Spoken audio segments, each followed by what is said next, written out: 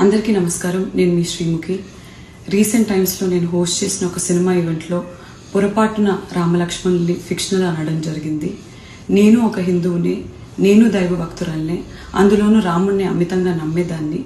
కానీ నేను చేసిన ఈ పొరపాటు వల్ల చాలా మంది మనోభావాలు దెబ్బతిన్నాయి.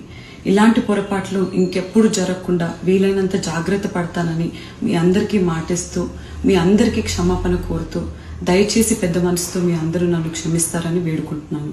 జై శ్రీరామ్. అందరికీ నమస్కారం. నేను మీ శ్రీముఖి.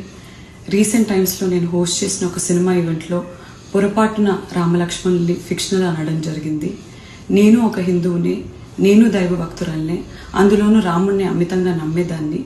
కానీ నేను చేసిన ఈ పొరపాటు వల్ల చాలా మంది మనోభావాలు దెబ్బతిన్నాయి. ఇలాంటి పొరపాట్లు ఇంకెప్పుడు జరగకుండా వీలైనంత జాగ్రత్త పడతానని మీ అందరికీ మాటిస్తూ, మీ అందరికీ క్షమాపణ కోరుతూ, దయచేసి పెద్ద